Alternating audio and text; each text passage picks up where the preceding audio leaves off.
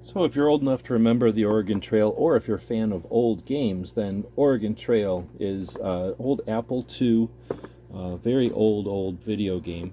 And this is a card game version based on that game. So this is for 2 to 6 players. They say it's for 12 and up, but I suspect anybody that wants to have some fun could have some fun with this one. You get some rules, and you get this card to keep track of things. You get an erasable marker with an eraser built into it. There are a couple of different decks of cards and a cool digital dice. So even though you're not using an old Apple computer, you are able to have a digital dice, if I can get it out of the package there. There you go. So you get this cool digital dice.